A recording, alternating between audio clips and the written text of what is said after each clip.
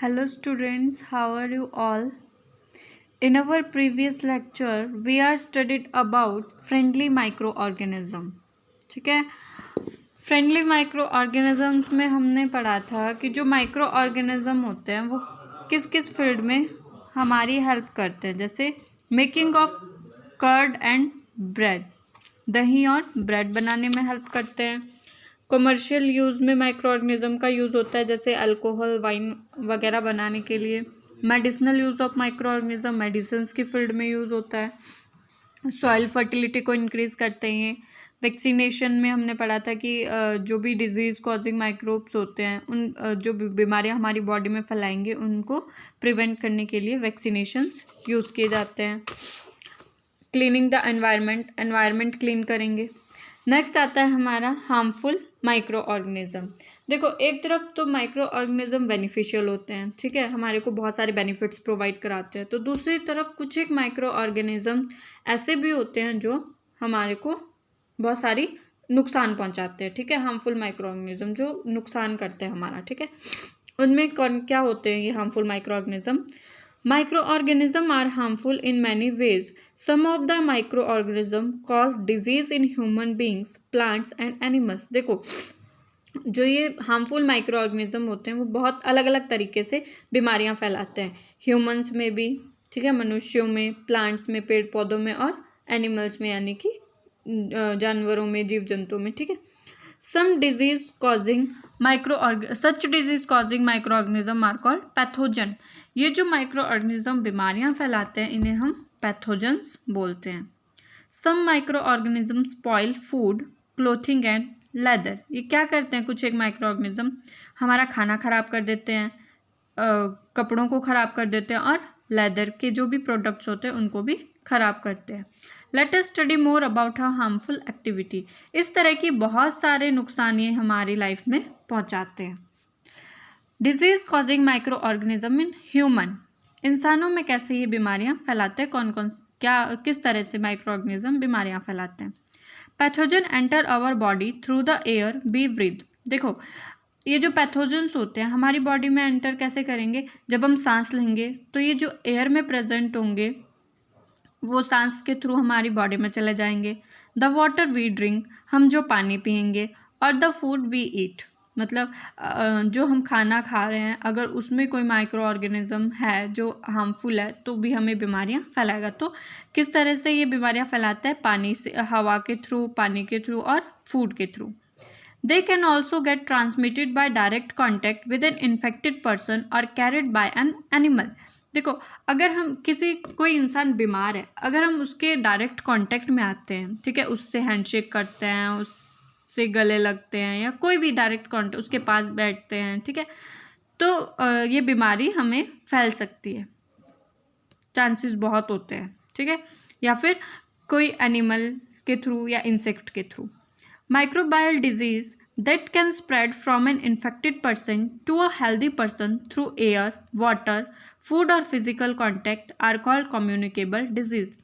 जो माइक्रोबायल यानी कि माइक्रो ऑर्गेनिज्म के थ्रू डिजीज़ एक इन्फेक्टेड पर्सन यानी कि बीमार आदमी से किसी हेल्दी पर्सन में, स्वस्थ इंसान के अंदर, हवा के द्वारा, पानी के द्वारा, या भोजन के द्वारा और फिजिकल कांटेक्ट के थ्रू फैलेगी, उसको हम कम्युनिकेबल डिजीज़ बोलेंगे। कम्युनिकेबल डिजीज़ कौन सी होती है? जो एक पर्सन से दूसरे पर्सन में, यानी कि एक बीमार आदमी से एक स्वस्थ आदमी के शरीर में जाती है। किसके through?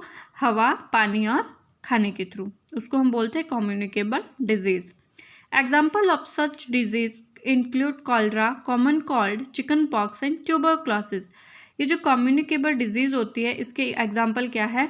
Cholera, common cold, normal जो हमारे को जुकाम वगैरह होता है, चिकन पॉक्स और ट्यूबरक्लोसिस जैसे टीबी वगैरह। When a person suffering from common cold sneeze, fine droplets of moisture carrying thousands of virus are spread in the air. देखो, अगर किसी इंसान को जुकाम हुआ है और वो छींकेगा तो उसके छींक के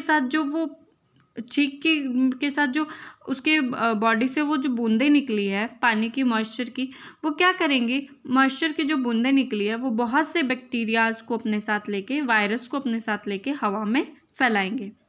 the virus may enter the body of a healthy person while breathe and cause infection.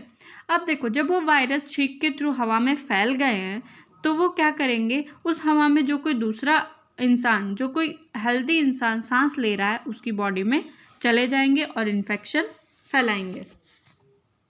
There are some insects and animal which act as carrier of disease causing micro organism.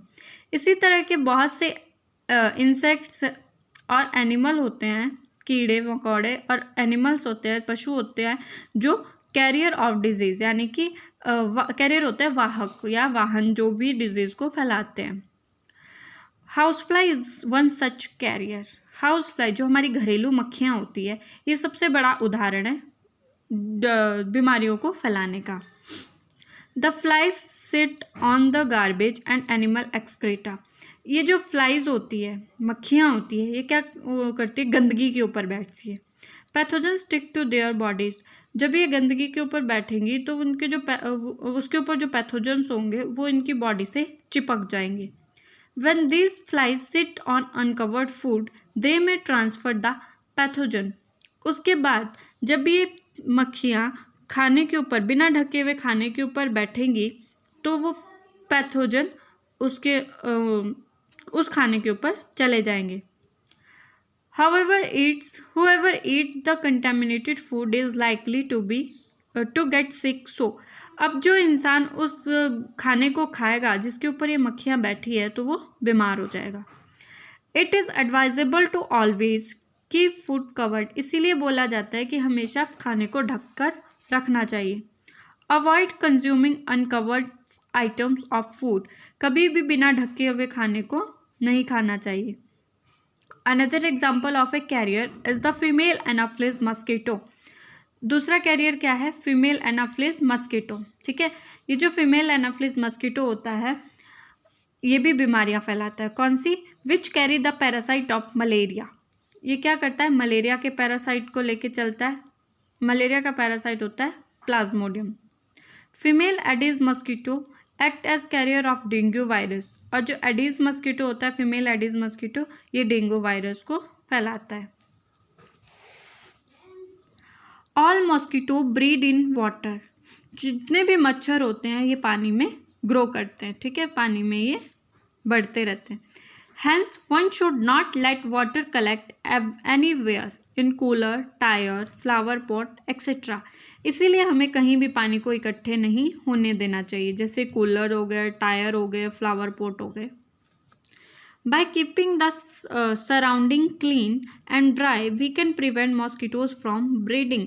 अगर हम अपने आसपास के एरिया को clean रखेंगे, साफ रखेंगे, सूखा हुआ रखेंगे, ठीक है, मतलब पानी इकट्ठा नहीं होने देंगे, तो हम मॉस्किटोज की जो ब्रीडिंग होती है, इनकी जो ग्रोथ पावर होती है उसको रोक सकते हैं। Try to make a list of measures which help to avoid the spread of malaria. अब आप ऐसे एक लिस्ट प्रिपेयर कर सकते हो जिससे आप मलेरिया को फैलने से रोक सकते हो। कुछ एक तो क्या है कि हमने क्या क्या कर आ सकता है इसमें कि हमने अपनी सराउंडिंग को नीट एंड क्लीन रखना है। बाकी हम इंसेक्टिसाइड्स भी स्प्रेड कर सकते हैं इसमें।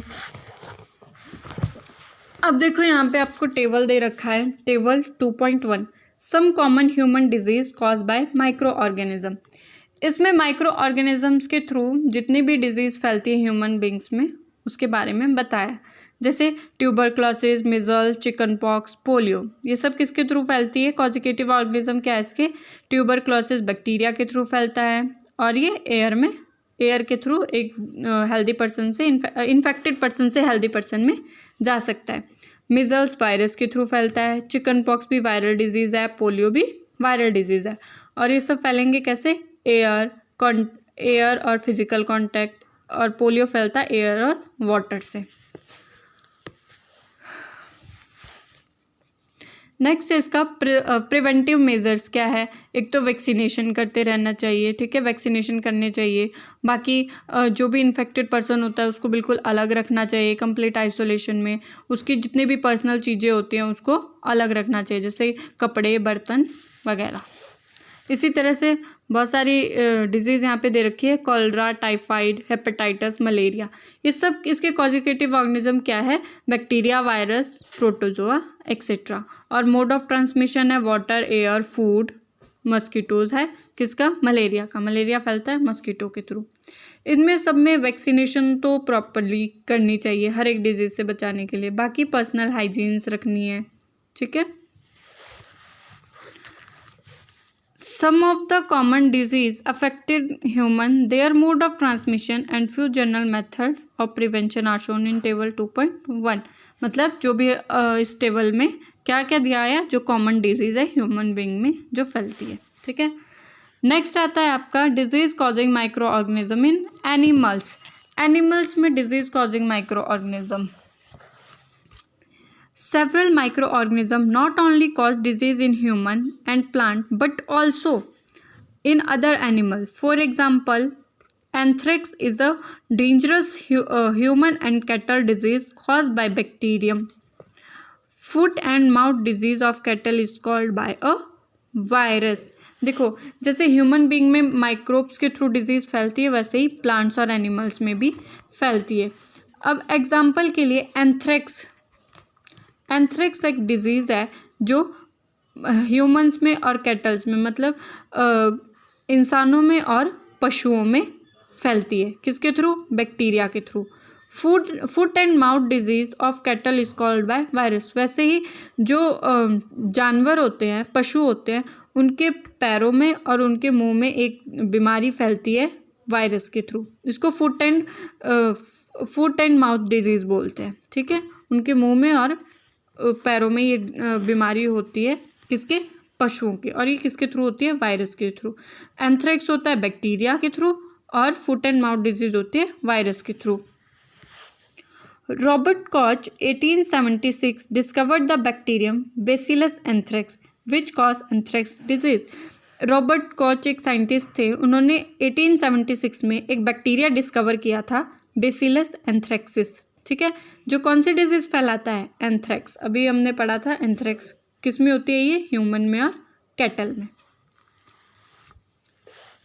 Disease causing microorganism in plants, हमने ह्यूमन में पढ़ लिए, डिजीज़ कॉजिंग माइक्रो एनिमल्स में पढ़ लिए, अब आता है plants. Several micro organism cause disease in plants like wheat, rice, potato, sugar cane, orange, Apple and other. कुछ एक माइक्रो ऑर्गेनिज्म ऐसे होते हैं जो प्लांट्स में डिजीज़ फैलाते हैं, बीमारियां फैलाते हैं, जैसे गेहूं हो गया, चावल, आलू, गन्ना, संतरा, सेब और बहुत से plants. The disease reduce the yield of crop. ये क्या करती है, जब भी बीमारियां फैलेंगी पौधों में तो ये हमारी जो क्रॉप होती है, फसल होती है, उसको नुकसान पहुंचाएंगे, उसका जो ग्रोथ होती है उसको खराब कर देंगे। See the table 2.2 for some such plant disease. अब आपको आगे एक टेबल दिया है, उसमें कुछ एक प्लांट डिजीज़ दे रखी है। They can be control by the use of certain chemical which kill the microbe. अब इनको ठीक करने के लिए कुछ एक केमिकल स्प्रेड किए जाते हैं जिससे कि इनकी ग्रोथ कम हो सकती है। कौन कौन सी है plant and animal disease? Plant disease citrus canker, ठीक है। Citrus canker micro organism bacteria के थ्रू ये फैलती है। मोड ऑफ ट्रांसमिशन एयर, ठीक है, बैक्टीरिया से ही होती है और एयर के थ्रू एक प्लांट से दूसरे प्लांट में ये फैलती है। Next rust of wheat. Rust of wheat ये गेहूं में होती है और ये फंजाई के थ्रू फैलेगी।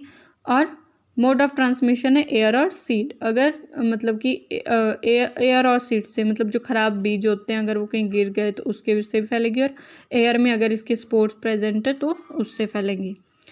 ये जो सिट्रस कैंकर था ये खट्टे फलों में होती है, ठीक है। येलो वेन मोज़ेक ऑफ भिंडी। येलो वेन मोज़ेक ये भिंडी में होती है, ठीक है। वायरस के थ्रू फैलती है और इसका इंसेक्ट, मतलब अगर इस वायरस का, ये इसका जो वायरस होता है इंसेक्ट के थ्रू, किसी भी कीड़े के थ्रू एक प्लांट से दूसरे प्लांट में फैल जाता है। तो ये दोनों टेबल आपने, ये आपका होमवर्क है कि दोनों टेबल, एक तो कॉमन डिजीज़ इन ह्यूमंस और सम कॉमन प्लांट डिजीज़ अपनी नोटबुक में करना है इसको। बाकी हम नेक्स्ट लेक्चर में पढ़ेंगे।